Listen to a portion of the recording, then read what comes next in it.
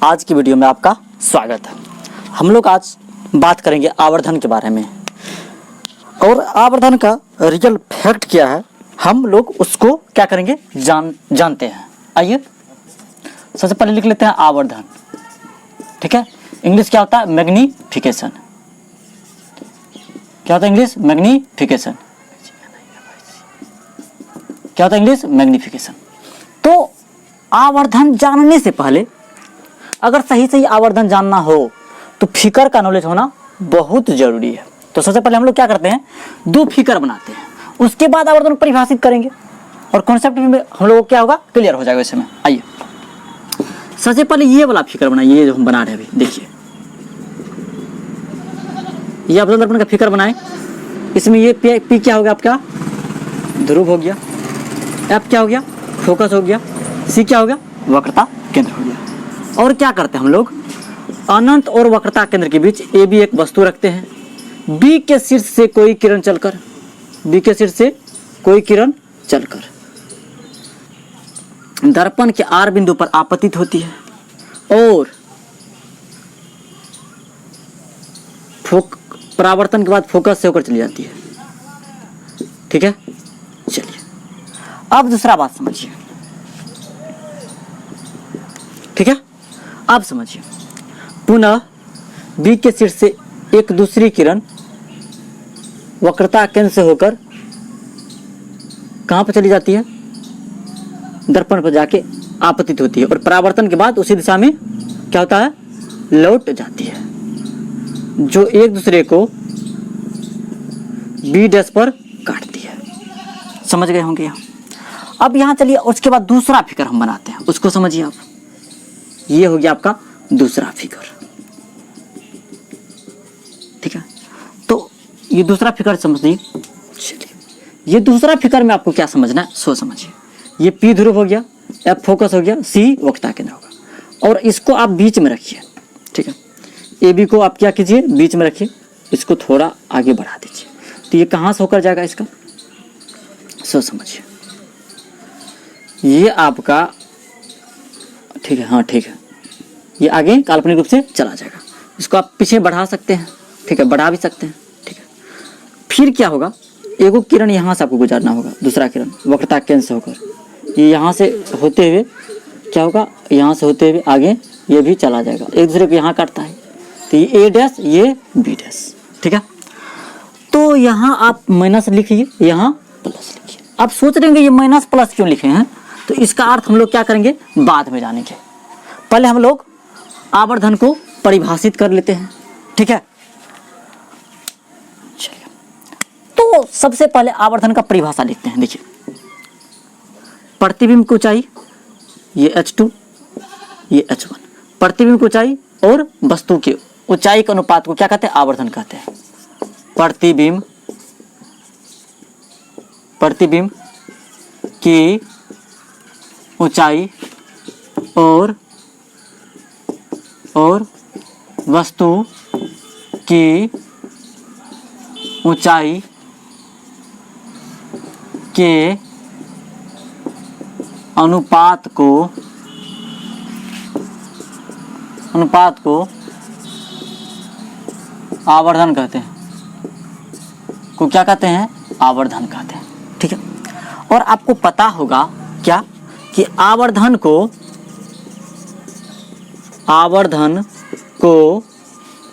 m से सूचित किया जाता है। आवर्धन को m से सूचित किया जाता है। ठीक है, आवर्धन को m से सूचित किया जाता है। और आप एक बात जानते होंगे क्या? आवर्धन का सूत्र, आवर्धन बराबर फॉर्मूला क्या होता है? आवर्धन बराबर क्या होता है? h2 बटे h1। h2 क्या होता है? प्रतिबिंब की ऊंचाई बटे क्या हो जाएगा आपका?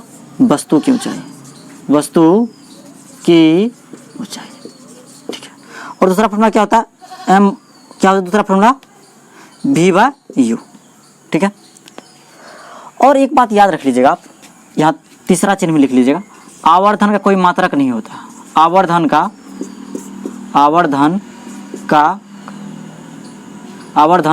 का कोई मात्रक नहीं होता है, कोई मात्रक नहीं होता है, क्योंकि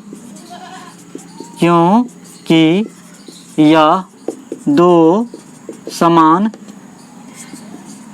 राशि का क्या होता है, अनुपात होता है। ये इतना ये फैक्ट है, इसको जानना आपको जरूरी है। अब ये फिगर में ये जो हम माइनस लिखे थे और ये जो प्लस लिखे थे, इसके बारे में हम लोग अब जानते हैं। ठीक है, आइए। अगर आवर्धन का मान क्या होगा, माइनस, आवर्धन का मान क्या होगा, माइनस, तब प्रतिबिंब क्या होगा, तब प्रतिबिंब क्या होगा, वास्तविक, और क्या होगा, उल्टा होगा। ठीक है, आवर्धन का मान जब माइनस में होगा तो प्रतिबिंब क्या होगा, वास्तविक और उल्टा होगा। यदि आवर्धन का मान धनात्मक हो, आवर्धन का मान धनात्मक हो तो प्रतिबिंब क्या होगा आपका, प्रतिबिंब क्या होगा, काल्पनिक, क्या होगा, काल्पनिक सीधा हो जाएगा। क्या हो जाएगा, काल्पनिक सीधा। बात समझ रहे होंगे आप। आगे चलिए, उसके बाद आपको क्या जानना है वो समझिए। तो ये माइनस और ये प्लस का अर्थ आप अच्छी तरह से समझ गए होंगे। अब हमको और क्या जानना है कि दर्पण में सभी दूरियां ध्रुव से मूल बिंदु मानकर मापी जाती है। तो यहाँ m बराबर लिखेंगे तो ये देखिए, प्रधान अक्ष के ऊपर लंबवत सभी दूरियां क्या होती है, धनात्मक होती है, और प्रधान अक्ष के नीचे लंबवत सभी दूरियां क्या होती है, ऋणात्मक होती है। तो ये जो होगा आपका -h2 बटे क्या हो जाएगा, h1। ठीक है, तो ये अवतल दर्पण में हुआ -h2 बटे h1। अब इसमें जानते हैं हम लोग m बराबर, ठीक है, ये h2 हो जाएगा, ये क्या हो जाएगा, h1 होगा। तो आपको अभी बताए हैं क्या, प्रधान अक्ष के लंबवत ऊपर दूरी, ऊपर की दूरी क्या धनात्मक होता है, तो h2 बटे h1 क्या हो जाएगा, इसका धनात्मक होगा। तो m बराबर अवतल दर्पण में हम लोग क्या लिख सकते हैं, -v बटे u भी लिख सकते हैं और v बटे u भी लिख सकते हैं, ये दोनों लिख सकते हैं। अब समझिए और आगे बात को। यदि आवर्धन का मान +1 होगा, आवर्धन का मान 1 रख लीजिए ना, यदि आवर्धन का मान 1 होगा तो प्रतिबिंब का आकार, प्रतिबिंब का आकार, प्रतिबिंब का आकार और वस्तु का आकार, और किसका आकार, और वस्तु का आकार, दोनों क्या हो जाएगा, समान हो जाएगा। जैसे ये देखिए, ये प्रतिबिंब का आकार है, ये वस्तु का आकार है, तो ये दोनों क्या होगा, समान हो जाएगा उस टाइम में। यदि आवर्धन का मान, ठीक है, 1 से बड़ा होगा, +2 +3 +4 +5, तो उस टाइम में वस्तु के अपेक्षा प्रतिबिंब का आकार क्या होगा, बड़ा होगा। जैसे यहाँ देख लीजिए, इस टाइम में प्लस में आ रहा है, जब प्लस में आ रहा है मान तो क्या बड़ा है ना, प्लस में जब मान आएगा तो उस टाइम में क्या होगा, प्रतिबिंब वस्तु की अपेक्षा प्रतिबिंब का आकार बड़ा हो जाएगा।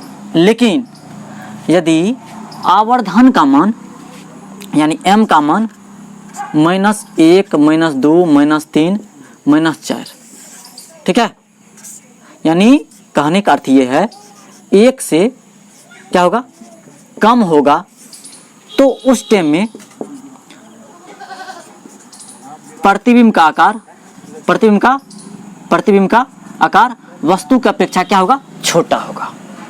ठीक है, और समझिए, अवतल दर्पण में, किसमें, अवतल दर्पण में प्रतिबिंब वास्तविक और काल्पनिक दोनों होता है। आपको पता चला ये बात, इसी कॉन्सेप्ट के चलते हम इतना लॉन्ग ले गए थे आपको। ठीक है, और एक बात समझिए, लेकिन आप पूछ देगा कि आपको अवतल दर्पण में प्रतिबिंब कैसा बनता है, तो कहिएगा वास्तविक और काल्पनिक दोनों प्रतिबिंब बनता है। लेकिन उत्तल दर्पण में कैसा प्रतिबिंब बनेगा, तो उत्तल दर्पण में सिर्फ, क्योंकि उत्तल दर्पण में सिर्फ काल्पनिक प्रतिबिंब बनता है, तो उत्तल दर्पण में सिर्फ क्या होगा, काल्पनिक प्रतिबिंब कहिएगा। ठीक है, अवतल में दोनों प्रकार का प्रतिबिंब बनता है, तो आपको बता दिए, तो इसलिए हम कॉन्सेप्ट इतना क्लियर किए हैं। ठीक है, आवर्धन का व्यंजक इंग्लिश होता है एक्सप्रेशन ऑफ मैग्निफिकेशन, मैग्निफिकेशन। ठीक है, आइए सबसे पहले हम लोग क्या करते हैं, कोई ना कोई दर्पण का परिभाषा बना लेते हैं, या तो अवतल का या तो उत्तल का। तो हम किसका बना लिए हैं, अवतल दर्पण का। ये ध्रुव हो जाएगा P, ये F फोकस होगा, C वक्रता केंद्र होगा। ठीक है, तो वक्रता केंद्र और अनंत के बीच एक वस्तु को रखते हैं, B वस्तु को। B के शीर्ष से कोई किरण चलकर दर्पण के R बिंदु पर आपतित होती है और परावर्तन के बाद फोकस होकर गुजर जाती है। पुनः एक दूसरी किरण B के शीर्ष से होकर जाती है, जो दर्पण के Q बिंदु पर आपतित होती है और पुनः उसी दिशा में लौट जाती है, जो किससे होकर जाती है, वक्रता केंद्र से होकर जाती है, जो दोनों किरण को एक दूसरे को किस पर काटती है, B डैश पर काटती है। अब भाषा लिख लेंगे, देखेंगे क्या, माना कि M डैश एक अवतल दर्पण है, जिसमें, तो यहाँ M डैश एक अवतल दर्पण है जिसमें P ध्रुव, F फोकस, मुख्य फोकस भी दे सकते हैं आप, दे दीजिएगा, C वक्रता केंद्र और C वक्रता केंद्र है। अब यहाँ लिखेगा त्रिभुज ABC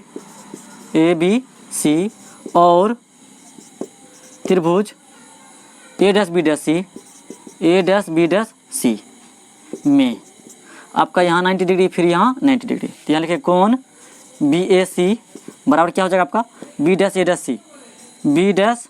डैश C, यानी प्रत्येक हो जाएगा कितने डिग्री का आपका, प्रत्येक 90 डिग्री का हो जाएगा। ठीक है, दूसरा बात समझिए, ACB कौन क्या हो जाएगा आपका दूसरा, A dash C B dash क्या हो जाएगा, A dash C B dash, किस कोण से होगा, क्योंकि ये सम्मुख कोण हो जाएगा, किस कोण से हो जाएगा, ये सम्मुख कोण से। ठीक है क्या, अब क्या, ये देखिए कौन से बराबर हो गया, तो लिखिएगा यहाँ क्या, AA समरूपता से, क्या लिखिएगा, AA समरूपता से। तो AA समरूपता से क्या बराबर हुआ आपका, सो देखिए ध्यान से, यहाँ नहीं, यहाँ लिखते हैं, उसके बाद लिखेंगे त्रिभुज ABC समरूप क्या हो गया आपका, त्रिभुज A dash B dash C, यही समरूप हुआ आपका। तो ये क्या हुआ आपका, बराबर हो गया है। ठीक है, अब सुनो इसके बाद क्या हो जाएगा, ये देखिए लंब AB बट्टे क्या हो जाएगा, लंब बट्टे लंब, यानी AB बट्टे A डैश B डैश आपका क्या हो जाएगा, और बराबर आपका यहाँ AC बट्टे क्या हो जाएगा आपका, A डैश C। ठीक है, अब यहाँ से क्या कीजिएगा, ये देखिए, ये आवर्धन के नीचा ये प्रतिबिंब दूरी है, हो गया आपका, ये क्या है आपका, ये प्रतिबिंब ऊंचाई है, ये क्या है आपका, वस्तु की ऊंचाई। तो यहाँ लिखिएगा आप, यहाँ तो हाँ लिख लीजिए, यहाँ भी लिख सकते हैं, चाहे तो नहीं लिखिए, यहाँ क्या कीजिए आप लिख लीजिए, नहीं तो लिखिए न लीजिए, काहे टेंशन लेते हैं, लिख लीजिए। तो AB लिखिएगा, तो AB तो क्या हो जाएगा आपका, यहाँ H1, A dash B dash क्या हो जाएगा आपका, H2। ठीक है, यहाँ क्या है आपका A से C तक की दूरी U हो जाता है, और A डैश C की दूरी के लिए क्या यूज कीजिएगा, V यूज कीजिएगा आप। तो इसके लिए क्या यूज कीजिएगा आप, U, इसके लिए क्या यूज कीजिएगा, V। तो ये जो प्रधान अक्ष के लंबवत नीचे की दूरी ऋणात्मक होता है ना, तो ये माइनस हो जाएगा। ठीक है, ये माइनस H2 बटे क्या हो जाएगा, ये H1, ये क्या हो जाएगा, V बटे यू। ठीक है, ये किससे हो गया? आवर्धन की परिभाषा से। किससे हो गया ये ऐसा? आवर्धन की परिभाषा से। ठीक है, किससे हुआ ये? आवर्धन की परिभाषा से। यही जब हो गया आपका तो यहाँ लिख सकते हैं m बराबर v बाय यू। किस लिए?